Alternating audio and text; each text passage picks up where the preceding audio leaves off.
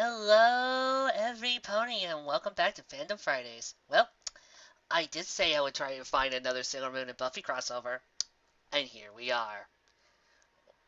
Join us, won't you, as we here in the Treeberry Memorial Library, Nightmare Night section, presents to you Not the Only Girl in the World by Broken Mimir. Mushy, the tearful voice said. Minako, is that you? Buffy asked heavily. Buffy, what's wrong? Minako answered, sounding concerned. I need help. She took Donnie. 1997. Buffy and her friends were wandering around Ethan's, looking for something to wear. Buffy had spent some time groveling for hurting Xander's feelings, even though she really didn't get what she had done wrong. But she had been hurt, and so she turned on her best puppy dog eyes until he had cracked. He had just begun to accept her apology when she had seen the perfect costume. Hello! That was our touching reconciliation moment there, Xander said, annoyed as he had wandered off. I'm sorry, it's just that this gave me the perfect idea for a costume, Buffy replied, looking at the rack. It's a Japanese schoolgirl uniform, Willow said, bewildered. How is that the perfect costume? She looked at the other for a moment before shifting. Promise you won't laugh? When they nodded, though Xander still looked a little disgruntled.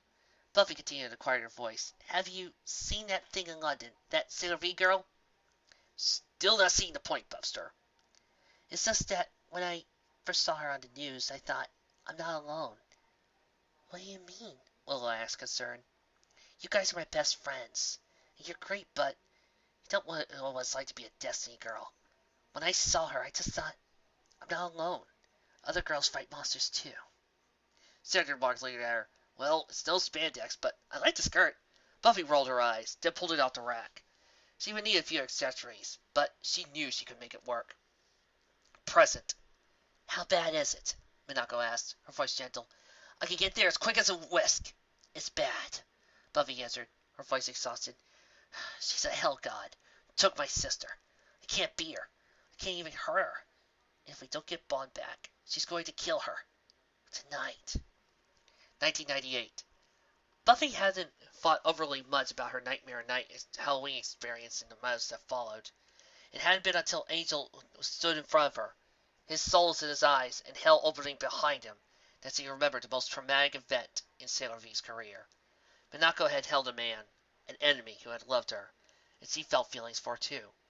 She had to have killed him to save the world, and as he died in her arms, he told her something that had haunted Buffy, remembering it secondhand. Looking into Angel's betrayed eyes, as he had sunk the sword home, she had wondered if he had felt the same way Adonis had when he laid his curse on Minako with his dying breath. I'll tell you your final love fortune. Your love will be hopeless for all eternity. What's wrong? You used to look happier. Now you can go on living, without having to torment yourself over the ultimate choice. Your love or your duty. Your fate is to continue fighting. She hadn't run away from Sunnydale just to escape the pain of killing Angel, or the hurt of her mother kicking her out, or the police, or even to avoid seeing the way her friends had looked, half dead because of her calling. She had run because she had chosen duty over love, and she knew that as the Slayer she always would. That was what she truly couldn't face.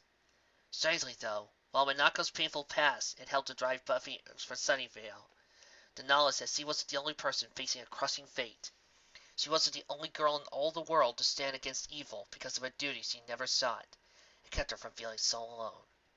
She could hide and heal as Anne, knowing in the world partly that someone, somewhere out there, stood against the night. I'll get the princess then. We'll save your sister, I promise. Thank you, Buffy said. She took a deep breath. She wasn't alone facing this apocalypse. For the first time since he had called, her voice was confident. We're all in the magic box. We'll be ready to get our rescue when you get here.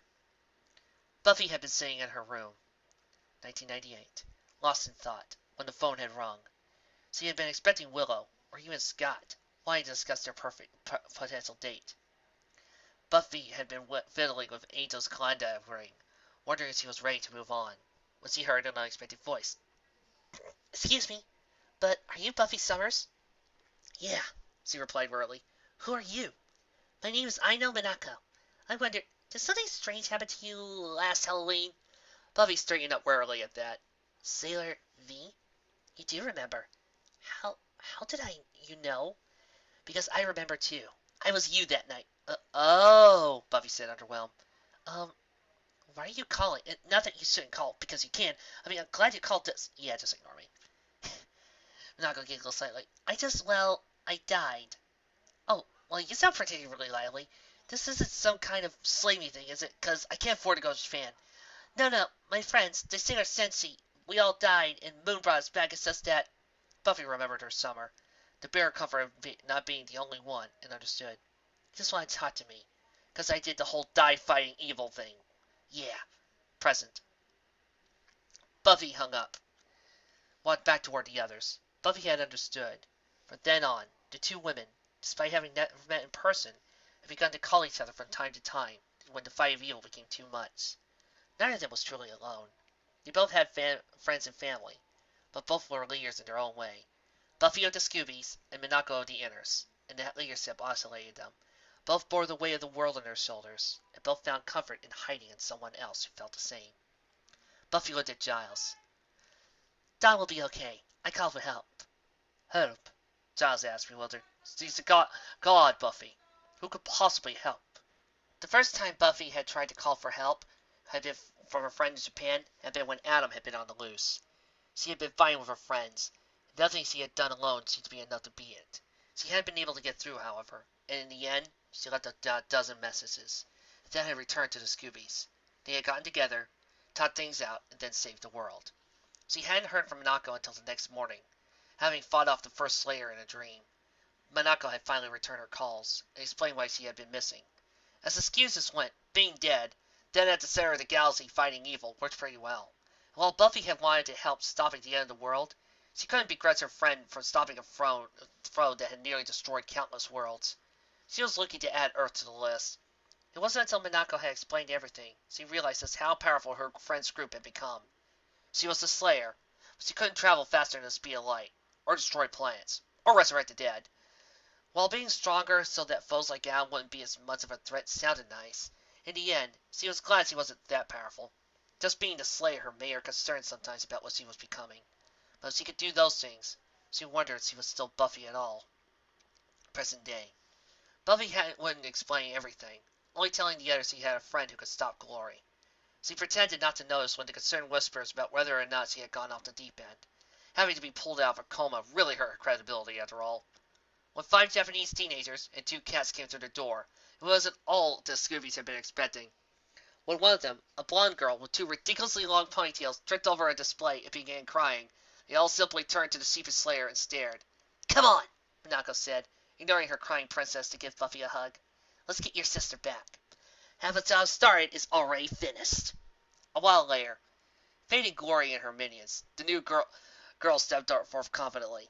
The girl who had tricked in the magic box raised out her hand and called, Silver Moon Crystal Power! Make up! She then began to glow, and her clothing disappeared. Spun around, in a skimpy outfit slowly forming on her body, with large wings forming on her back, finally standing in a strange pose, holding up the odd, shiny staff. Does she know she's naked when she does that? Spike whispered loudly. Buffy elbowed him hard in the ribs. Blushing, the strangely attired girl cleared her throat and continued. I'm the praise soldier, sailor sword soldier, guardian of love and justice, eternal, stay the moon! Younger siblings are to be protected and make fun of their older sisters, not kidnapped for evil rituals. Kimigawate? Oshiyokyo? Glory looked at the girl, still an incredulous expression on her face. Spike snickered unrepentantly, even after Buffy elbowed again. The Scoobies just stared. Lead us in. I can't believe that worked, Willow said to Tara, who Sailor Moon had just healed with a quick spell before changing back.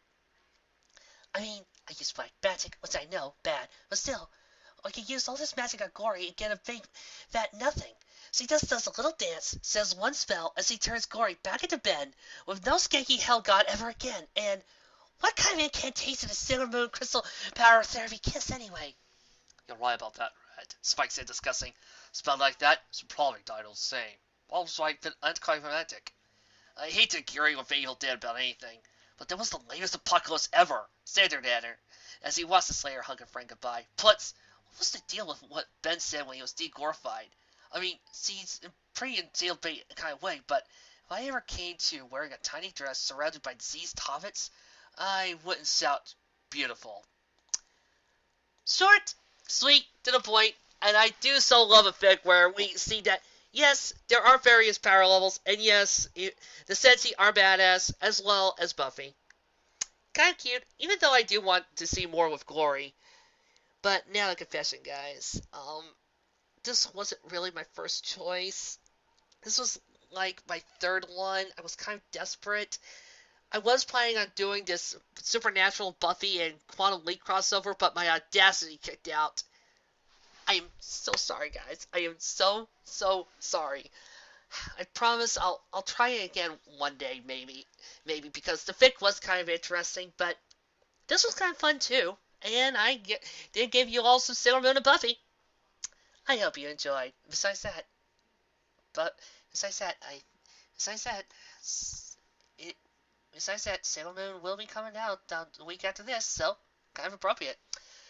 I'll be seeing you guys next time.